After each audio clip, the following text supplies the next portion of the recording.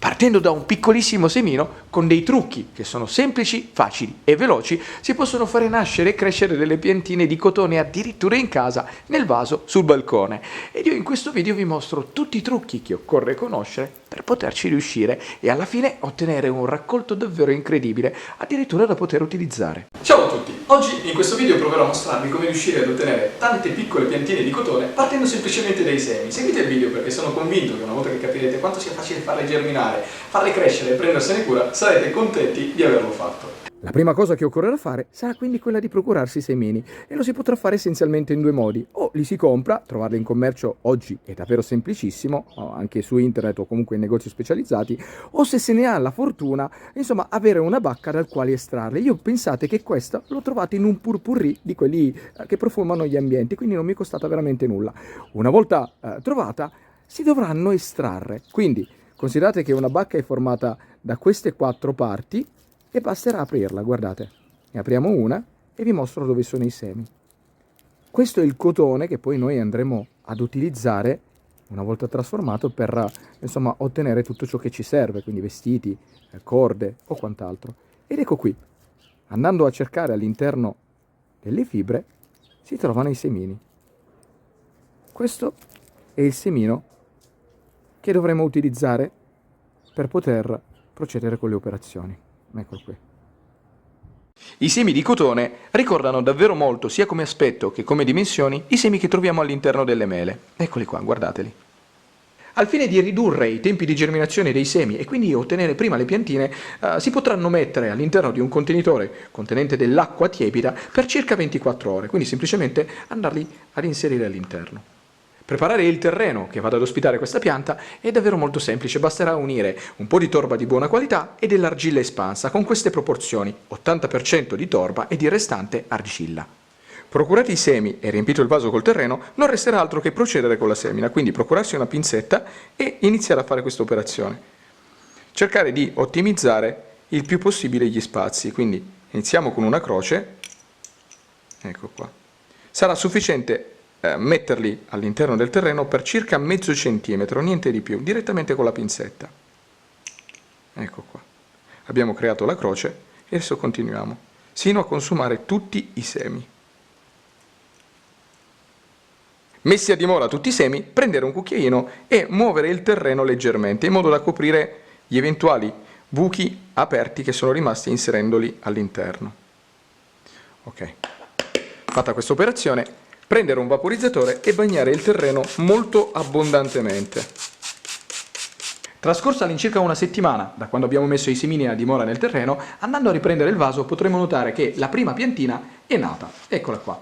È davvero molto piccola, però voi considerate che ieri questa era ancora all'interno del terreno, quindi in una notte è cresciuta in questa maniera. Trascorsi all'incirca 20 giorni, andando a riprendere il vaso, potremo notare che 2 piantine sono nate e una terza sta spuntando, quindi il fatto di aver ottenuto 3 piantine è davvero un ottimo risultato, proprio perché purtroppo la germinabilità di questi semi non è molto elevata. Cambio inquadratura per mostrarvi meglio come appaia la piantina appena nata. Quindi le 2 foglioline, le prime 2, che sono comunque abbastanza grandi, mostrano un colorito verde molto chiaro, però la pianta è assolutamente sana e sta crescendo in modo corretto. Trascorse soltanto altre 24 ore, andando a riprendere il vaso potremo notare che non solo il germoglio che stava spuntando è venuto fuori dal terreno, eccolo qua, ma addirittura una quarta piantina è nata. Quindi il risultato sta sempre migliorando. Trascorsi soltanto altri 2 giorni, andando a riprendere il vaso potremo notare che le piantine si stanno sviluppando ed in più ce n'è una quinta che è nata, eccola qua, guardate. Trascorsi all'incirca 2 mesi da quando le piantine sono spuntate, queste sono diventate alte più o meno 25 cm, sono cresciute davvero molto, quindi è arrivato il momento di spostare queste dal semenzaio e metterle in vasi singoli, proprio per evitare che la crescita di una non vada a compromettere il corretto sviluppo e crescita delle altre. Quando andrete a spostare le piante dal semenzaio ai nuovi vasi, fate in modo, mi raccomando, che questi abbiano delle dimensioni di almeno 15 cm di diametro e 20 di altezza, perché le radici avranno bisogno di spazio per svilupparsi. Riempite il vaso con la stessa miscela che avete utilizzato per il semenzaio e mi raccomando, quando fate questa operazione, la cosa importante è di non togliere il pane radicale dalle radici delle piantine che sposterete.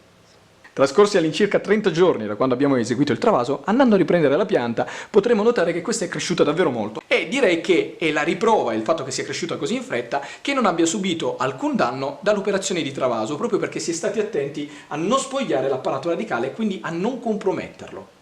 E a distanza di circa 2 mesi dal travaso, questa è la piantina.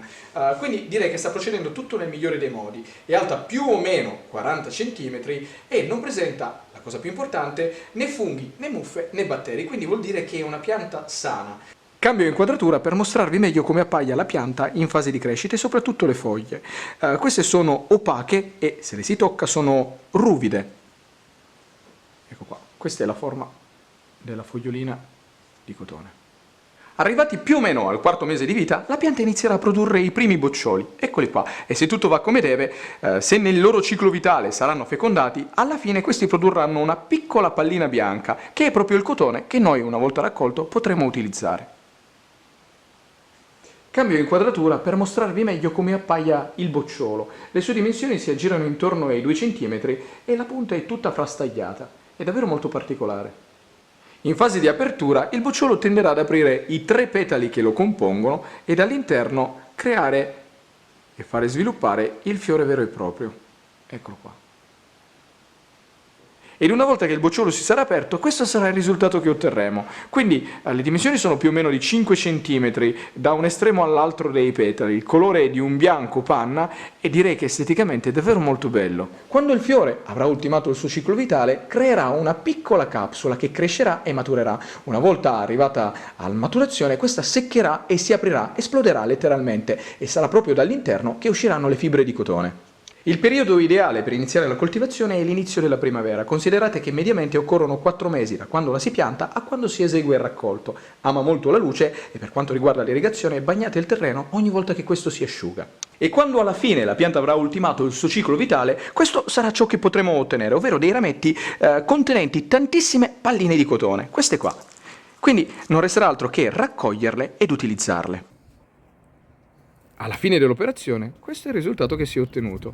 Una volta che le bacche si saranno aperte, guardate un po' come all'interno le fibre del cotone si vedano chiaramente, quindi non resterà davvero altro che estrarle, lavorarle e poi utilizzarle come più ci aggraderà. Un risultato davvero incredibile. Se vogliamo ottenere dei fili da questo, c'è una lavorazione particolare che consente di ottenerli. Basta semplicemente tirarli, arrotolarli. In questa maniera, guardate, si inizia già a formare il filo.